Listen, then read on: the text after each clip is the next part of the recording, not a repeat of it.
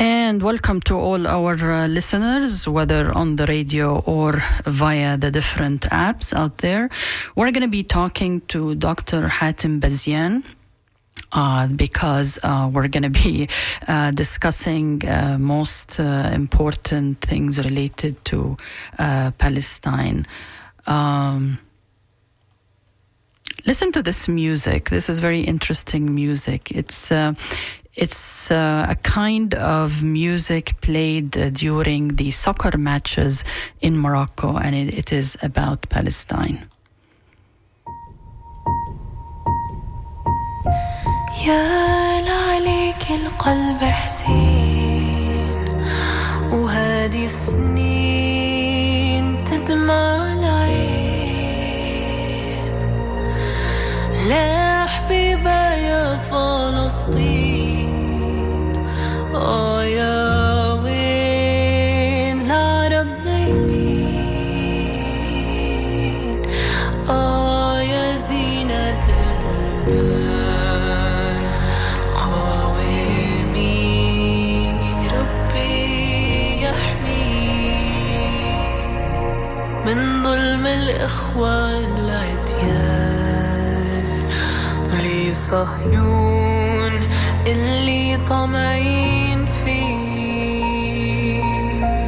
ما نسمح بك يا غزة مالك ري علي بعيدة يا رفح ورام الله أمتنا راهم ريضة يا زينة البلدان قوامي ربي يحميك من ظلم الإخوة العديان ولصهيون اللي طمعين فيه يا زينة البلدان قوامي ربي يحميك من ظلم الإخوة العديان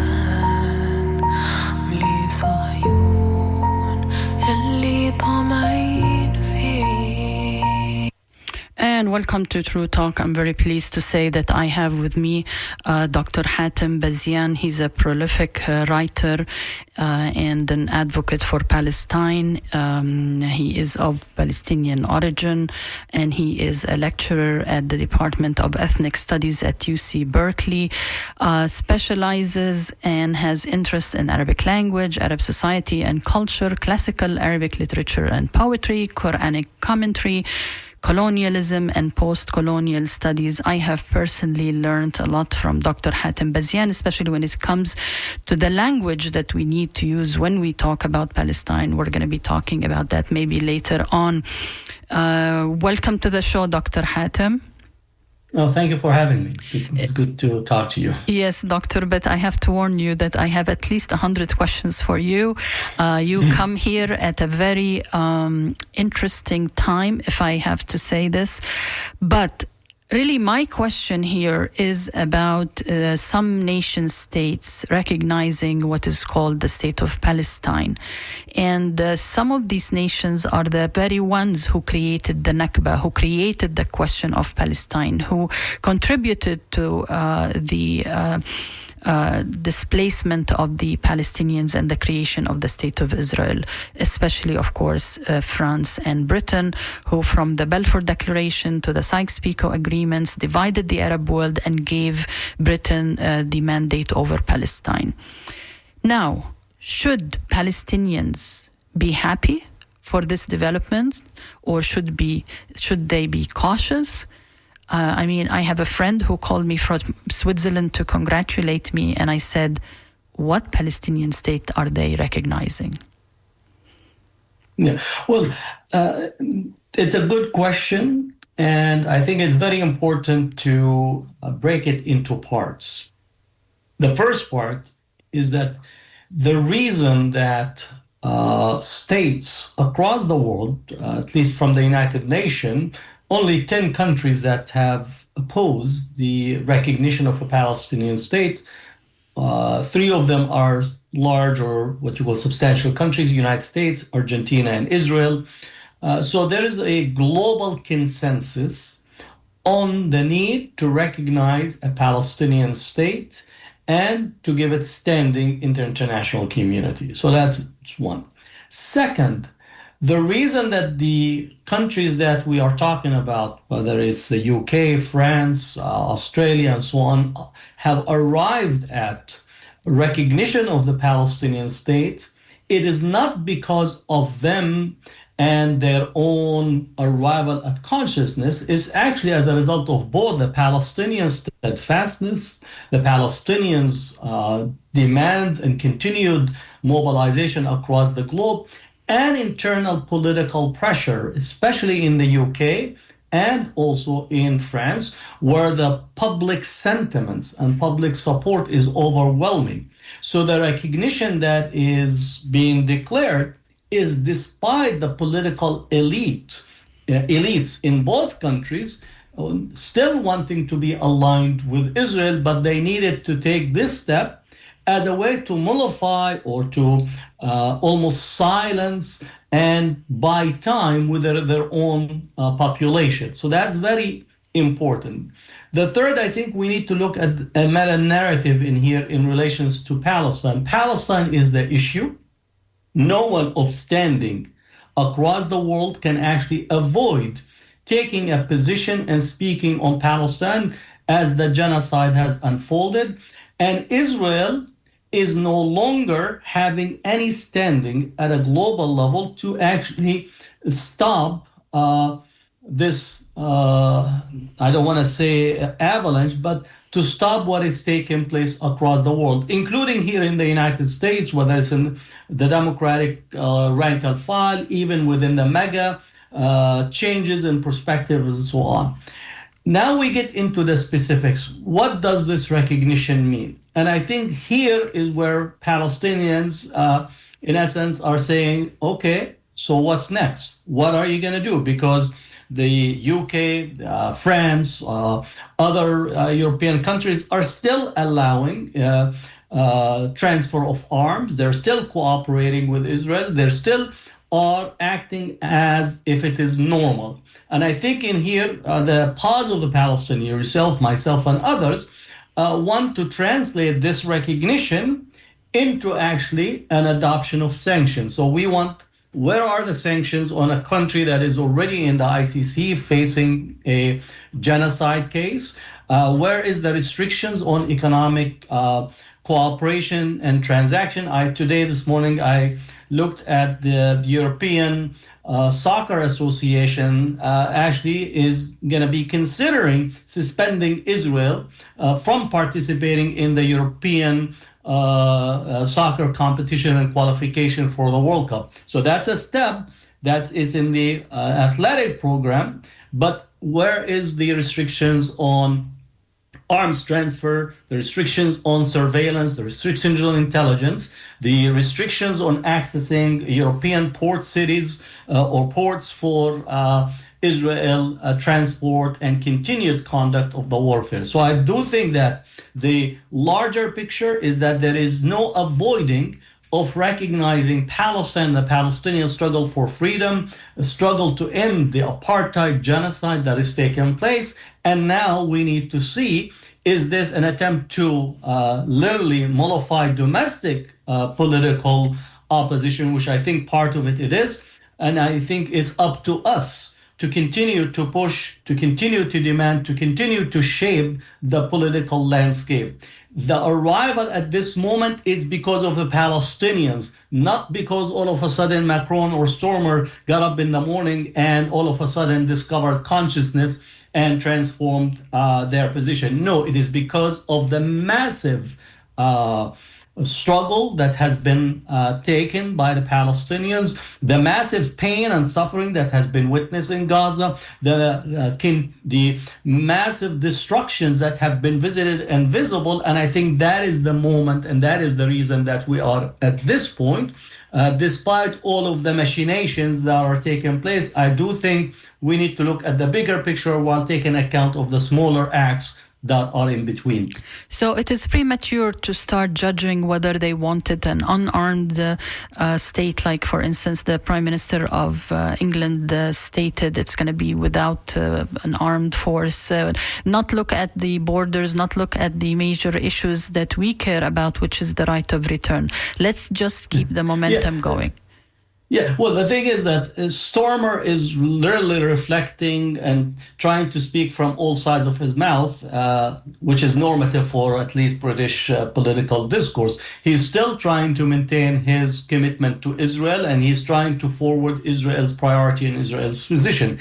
At the end of the day, it's not Stormer, it's not Macron, it's not Trump, or it's not any of these figures that will determine the outcome. The Palestinians, their allies, their mobilization across the globe will actually determine the outcome of what is occurring. And I'm very optimistic that the changes that we are witnessing, we have passed the tipping point in relations to Palestine. And I'm very optimistic that the moment of Palestinian freedom is literally staring us in the face, whether it's going to take a year or 2 years, but that's where we are at.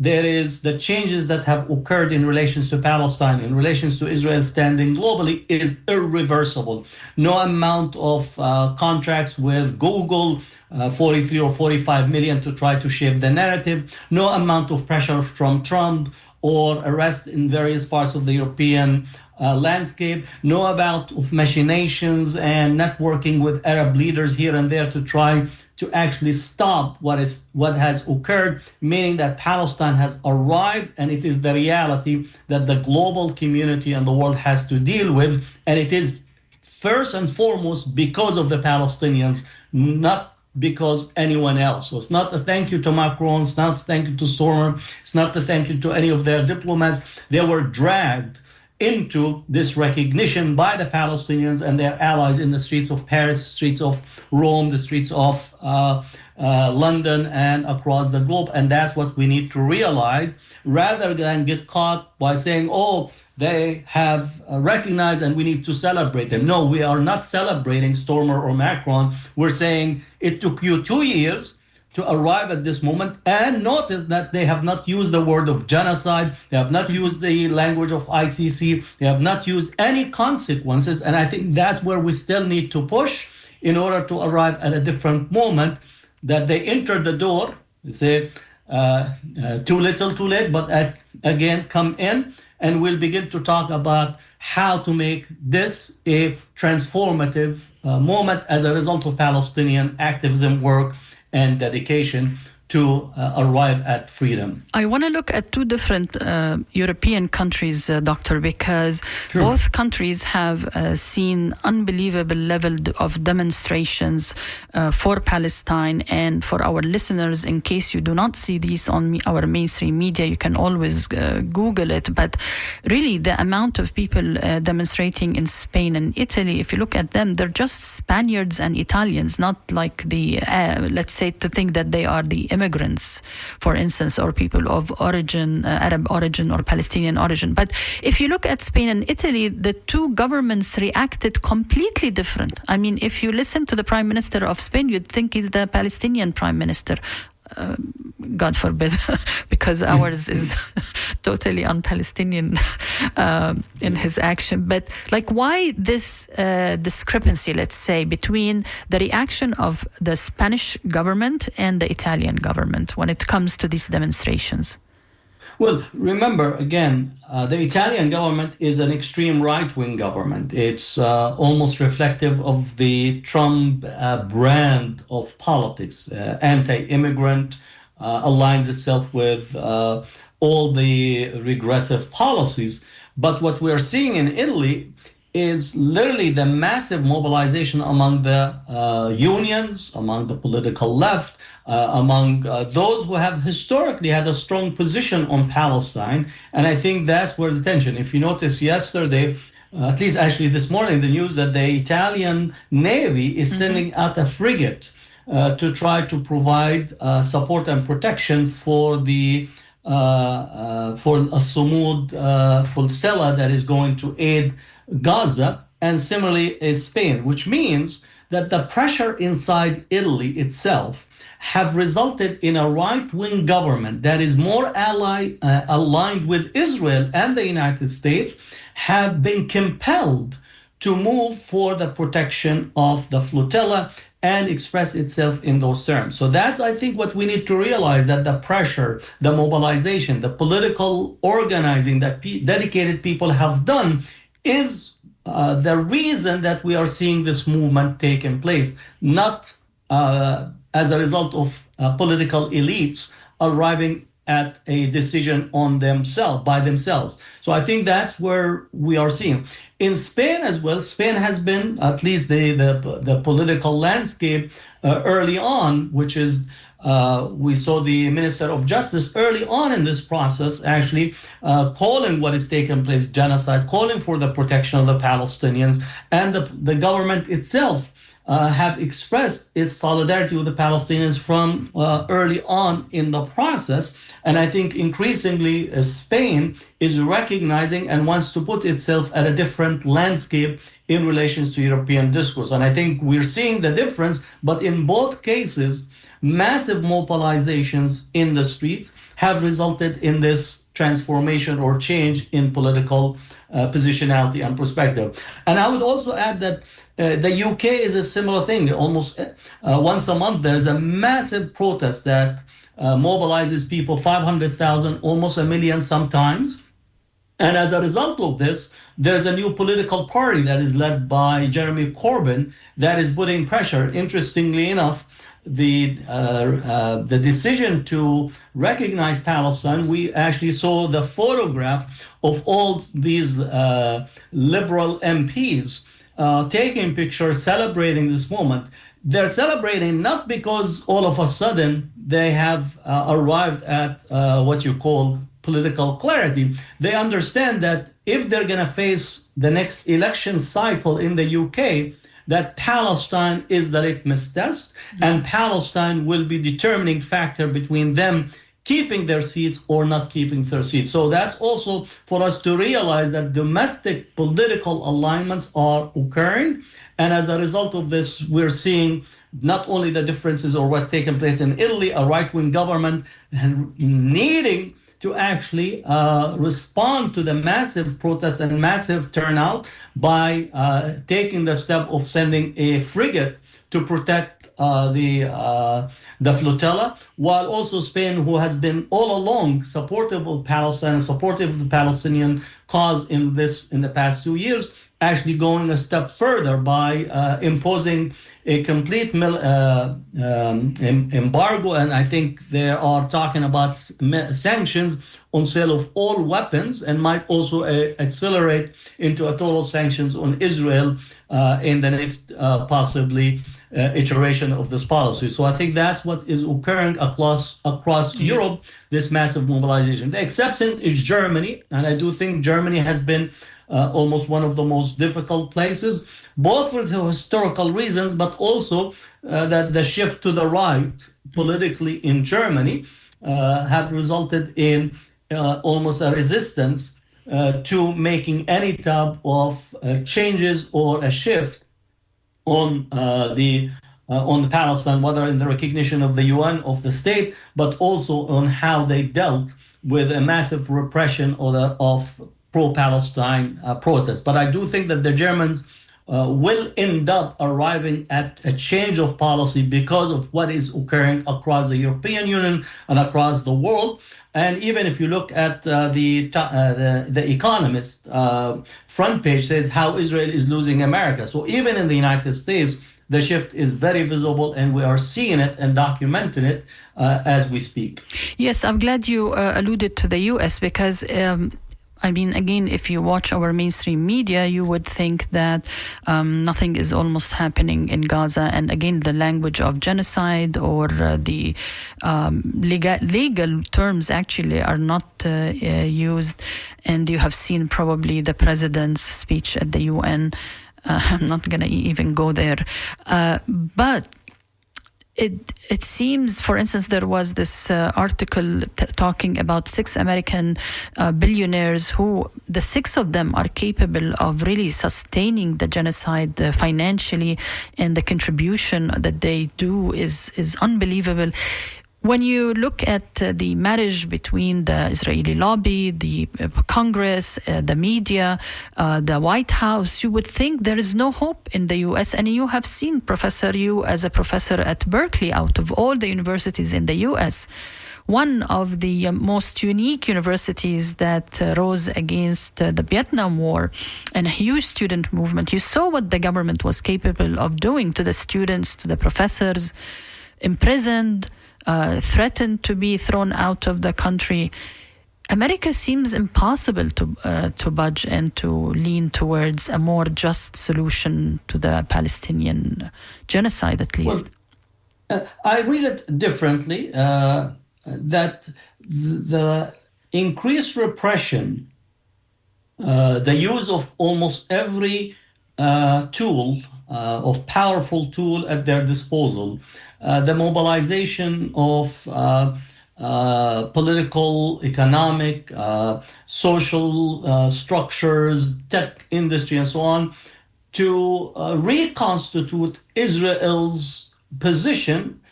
For me, it's a declaration of Israel's failure, an attempt to use stealth power to reconstitute a failing paradigm. I'm not surprised that the attacks are coming because, again, this is a last-ditch effort from a failed ideology, Zionism, from a genocidal state accused and charged in the ICC, that increasingly people are opposed to Israel intervention in the domestic political affairs through AIPAC. And we are witnessing already publicly people distancing themselves and beginning to refuse, or at least declare that they will not take AIPAC money in their political campaigns. So on the one hand, I am accounting for the repression, understanding it's definitely they're going and using every tool on the books or rewriting the books. For me, that's a declaration on their part that they no longer can use any logic or any basic statement to defend Israel's position in the United States. The last polling data that I looked, within the Democratic rank and file, the pro or those who support Palestine are at 77% in the Democratic landscape. Within the Republican landscape it's a slight favoring Israel, but that also there's a shift that is increasingly very visible. And I do think within the Democratic landscape, the genocide, the pro-Palestine perspective has been coming in for some time. While on the Republican landscape, I think the Jeffrey Epstein case and how the attempt to censor it and not actually release the information and the clear indication of an actual Mossad connection or a foreign intelligence service connection to it from the Mossad have resulted in a bleeding of support within the MAGA landscape and the Republicans landscape. Whether that will translate immediately into a political shift, I think that depends on the organizing that will be done, the continued outreach and education that we have, and also the challenges we'll mount as we move forward. So I think what we need to realize is that there is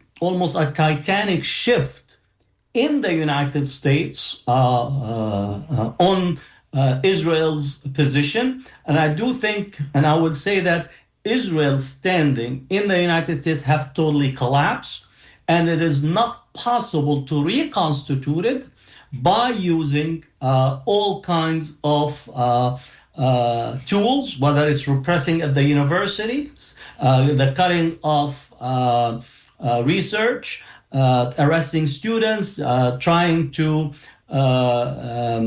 deny visa to foreign students, trying to increase censorship on the social media, asking students foreign students to come and deliver their social media. All that is giving a visceral response from people that there is something fundamentally wrong if defending Israel is actually almost nullifying the constitutional rights. So now we have really a constitutional crisis when it comes to how Palestine is being dealt with, because it moved from an individual expressing support for Israel. Now you have to abandon a defense of First Amendment, abandonment of academic freedom, abandonment of free speech and freedom of the press as a way to maintain Israel's privileged position at a time where the United States is going through a mass transformation. So I am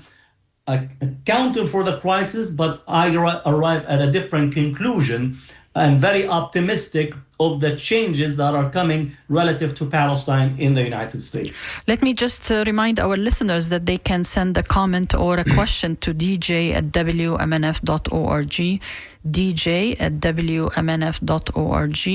and you can send a text to 813-433-0885, 813-433-0885. And I'm talking to Dr. Hatem Bazian, who is a lecturer at the Department of Ethnic Studies at UC Berkeley. Actually, a colleague of yours, the former Secretary of Labor, just tweeted this, Professor, the richest man on earth owns X.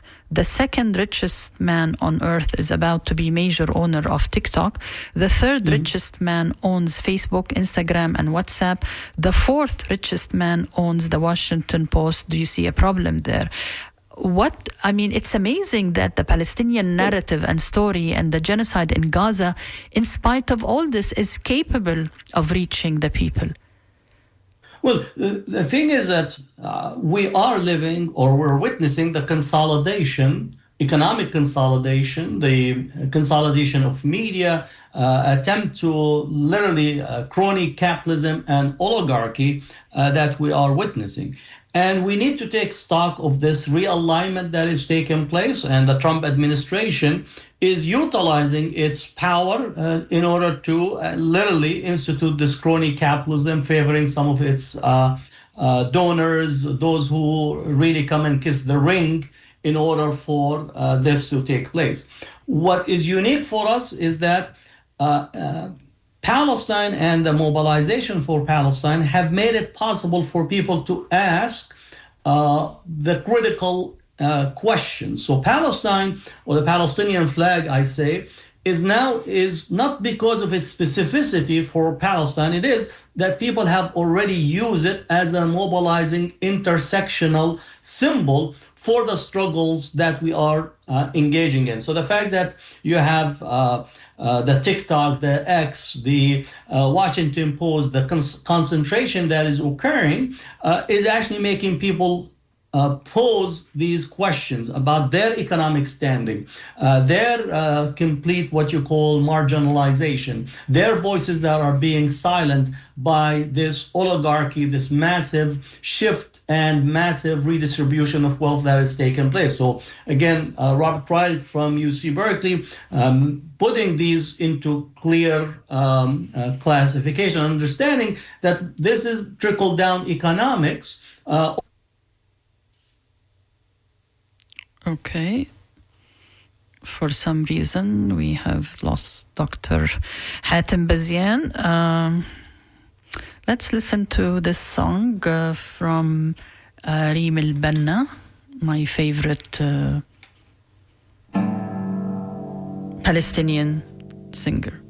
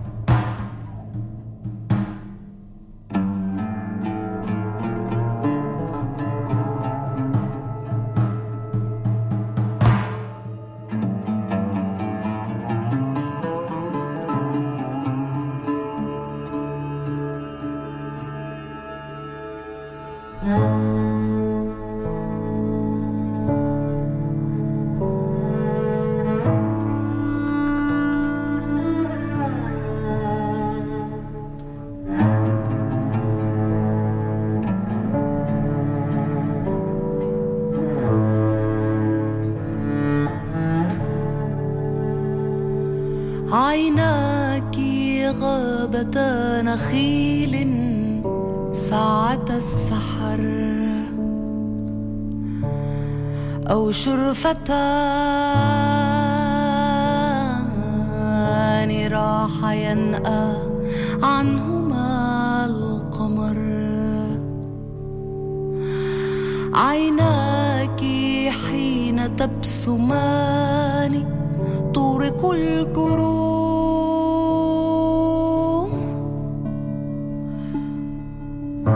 وترقص الأضواء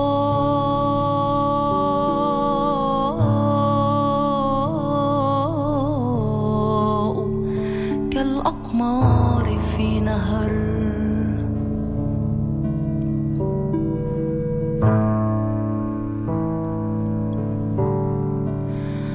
ومقلتاك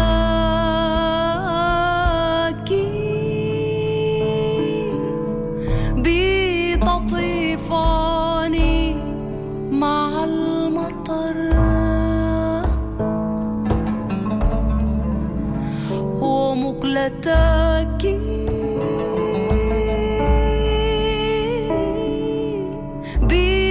بتطيفان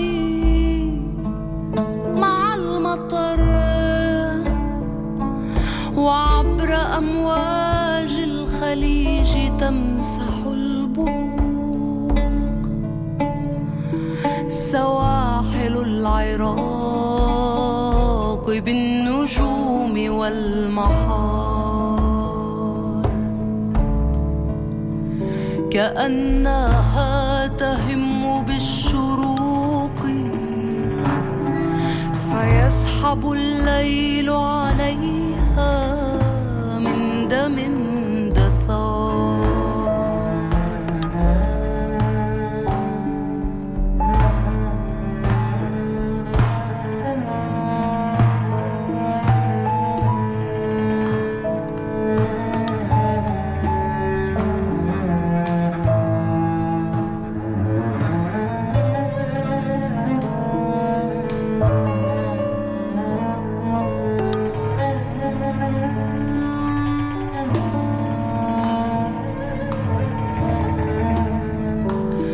وكل عام حين يعشب الثرى نجوع ما مر عام والعراق ليس فيه جوع مطر مطر مطر مطر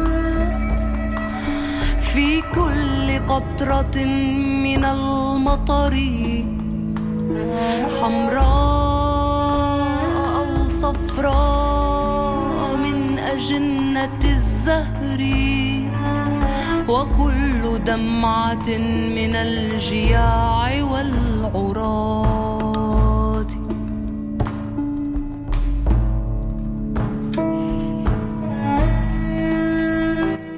And welcome back to True Talk. Are you there, Doctor?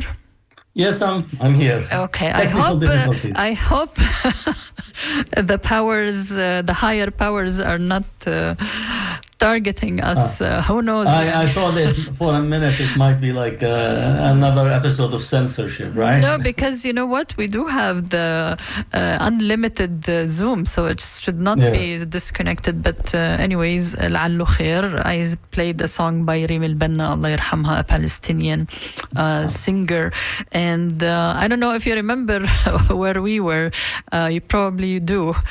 I was speaking about the possible political transformation that we were experiencing, and I do stand to be very optimistic of the changes, and I know that the concentration of media, the concentration of economic resources is bringing larger conversations for us, and I think those are the conversations that are making Palestine as part of this intersectional critique of what we are witnessing, the erosion of civil rights, the concentration of wealth, crony capitalism, trickle-down economics that is no longer actually is able to sustain the livelihood.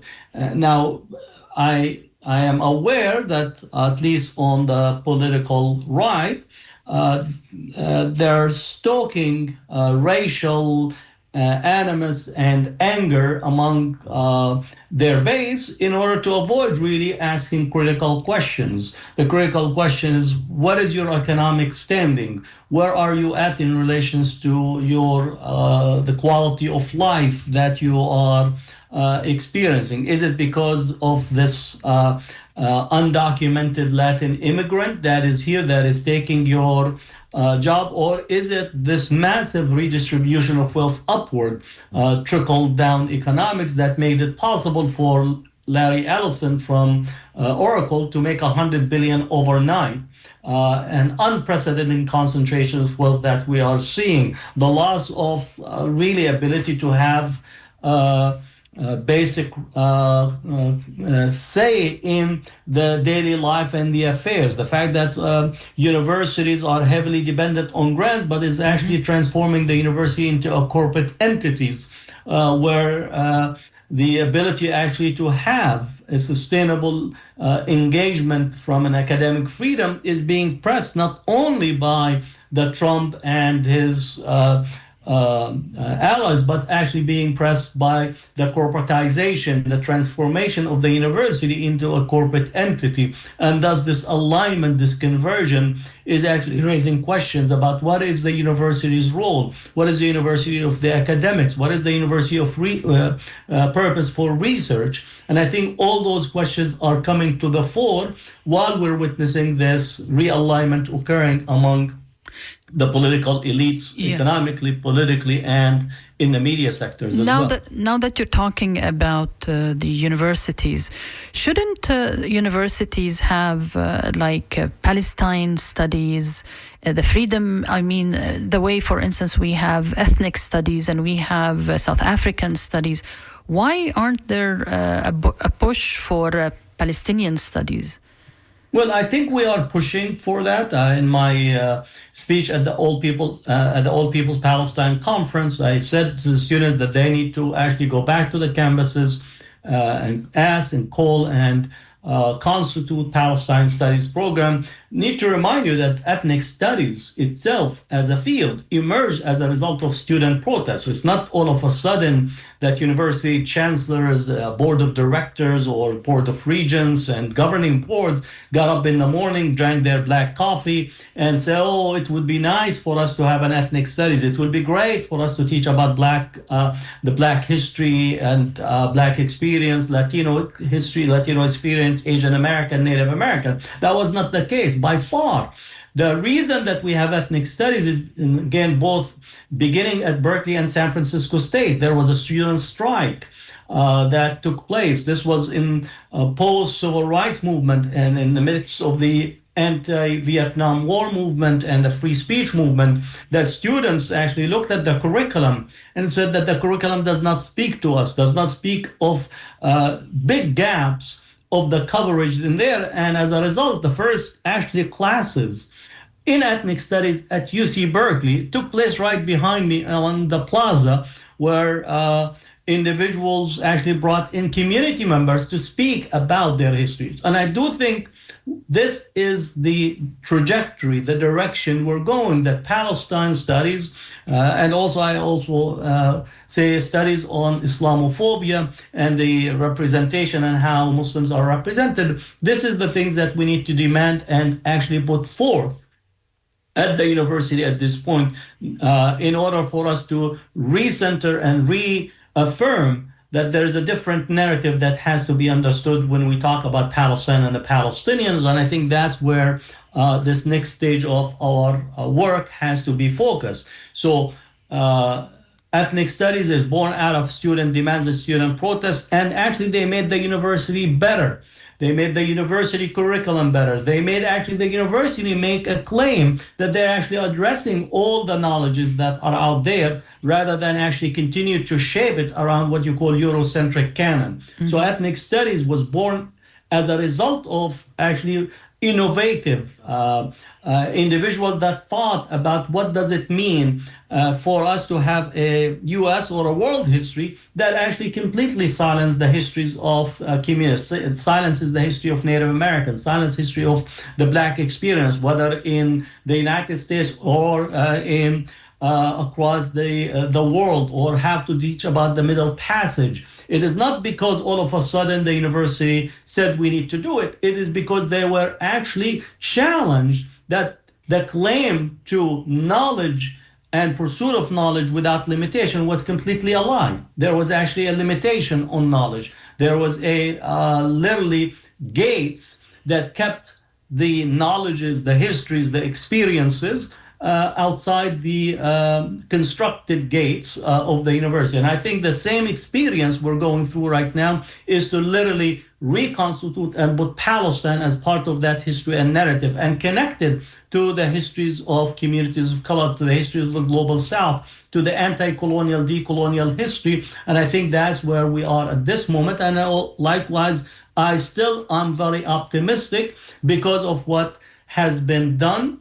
And I would say that the courage of the students, the courage of the organizers, the literally steadfastness, the audacities to challenge the most oppressive period that we're experiencing, to make a different future horizon possible. And I think we are literally at the precipice of this new horizon for this program. At UC Berkeley, we have actually started the Palestine Studies program, and it's in the initial building processes for it. So I'm very optimistic that other campuses, other universities will follow suit, because the students are demanding it, and the students are seeing the complicity of the university, whether intellectually or the complicity in relations to university investments that violate the basic principles and the basic ethics of what it means to be a university. And I think that's where the challenge that we are facing and the push for it. Actually, I have a DM from Twitter asking me, what would you teach?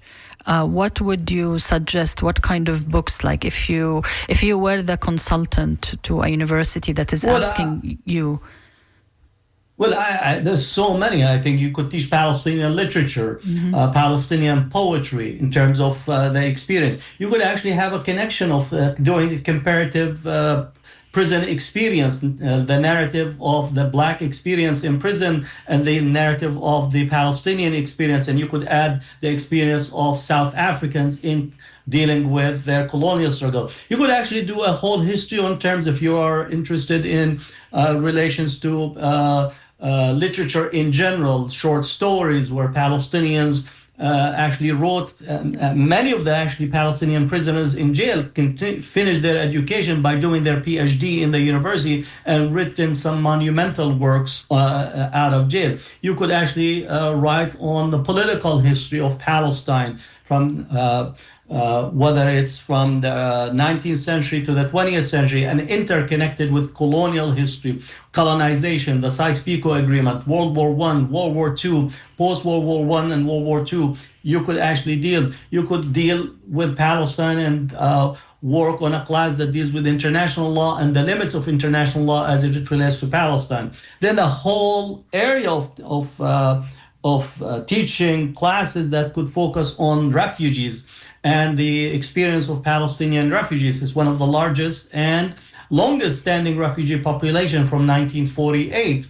And what are the experiences, and also critique the UN structure that actually separate UNRWA, the UN Relief Works Agency, from the High Commission on Refugee, UN High Commission on Refugee, where it makes UNRWA an exceptional. So Palestine refugees by exception, so you actually could deal with that. Then a whole class possibly could be taught about the Palestinian diaspora. You could speak about Palestinians in the United States, their history, where they are at, their contribution.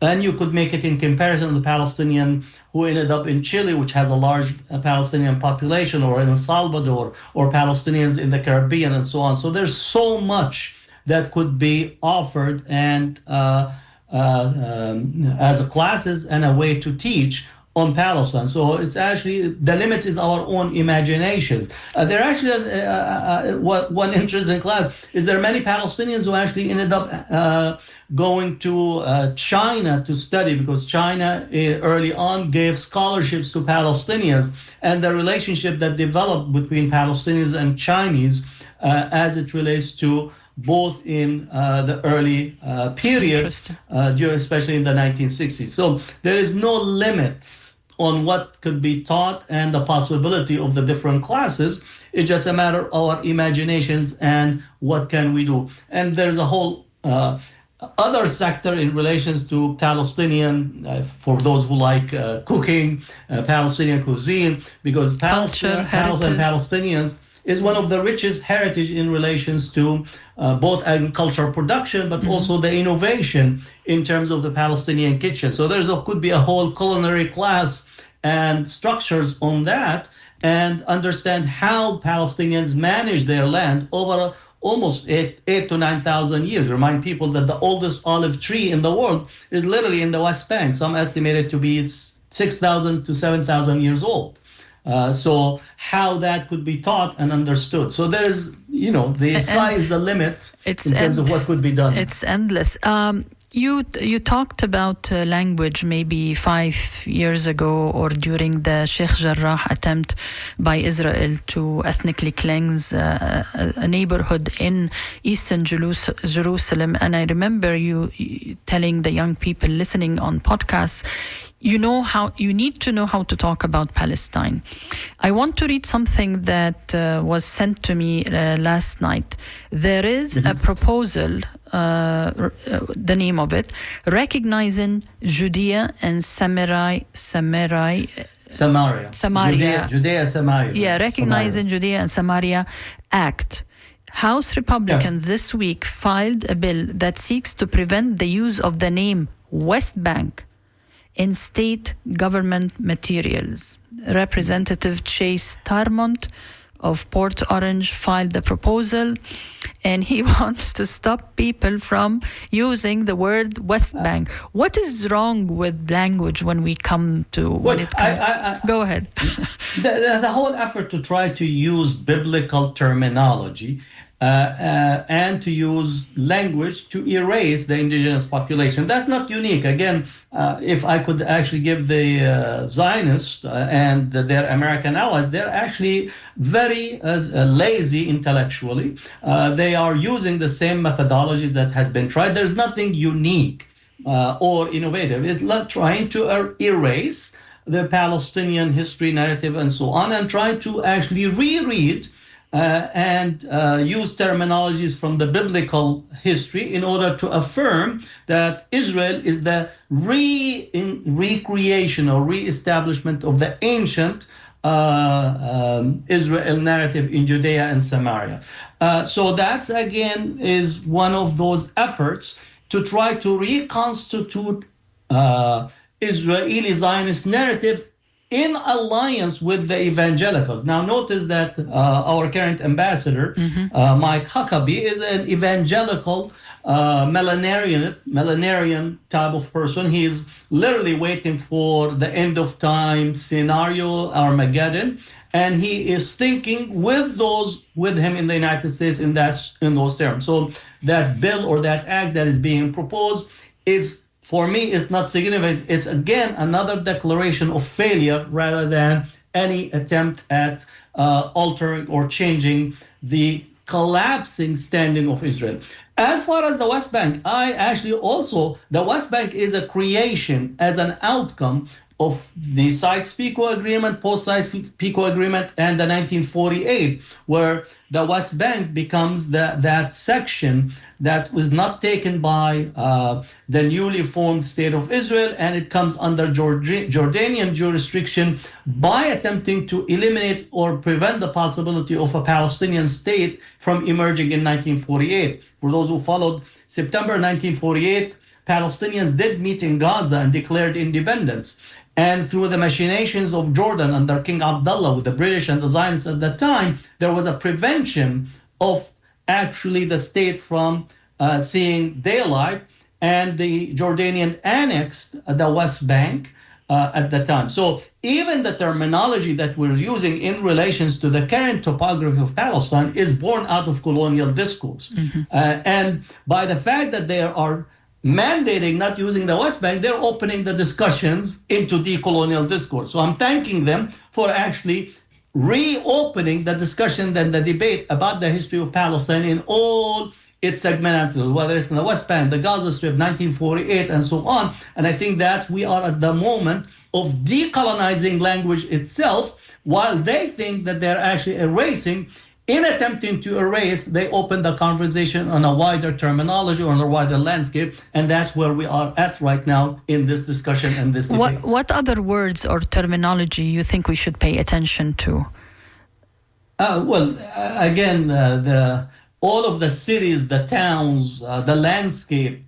For example, many people say, oh, it's Hebron. Well, it's not Hebron, it's Al Khalil, right?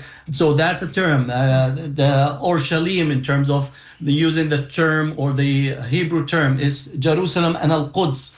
Al Quds is the Arabic name. So we need to insist on Arabic terminology for the names, the towns and cities, and the landscape that is there. So language is very important.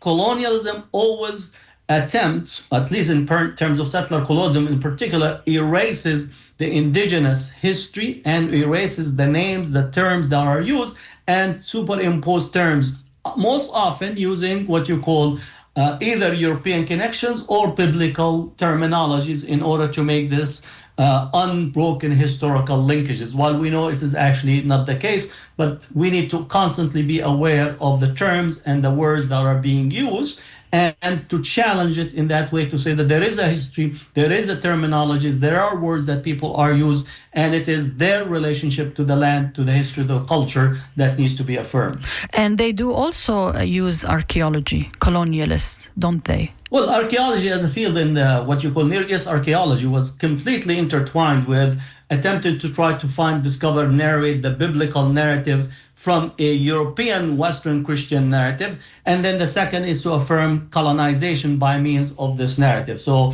the archaeology up to the late 70s, it was still archaeology in the service of colonization, same as anthropology. The field of anthropology was completely emerges out of colonial context, and even the way that it was shaped. And it's only post-1970, early 80s that the conversation begins to reshape differently about how to think about these academic fields. So academic fields in a Eurocentric paradigm, archaeology, political science, anthropology, all that were indicted of being tools of colonization. And I always use the term embedded intellectuals, embedded scholars. Their role was to affirm empire and be practitioners in problem solving for empire. And I think part of us is to understand that the academic fields were not neutral arbiters.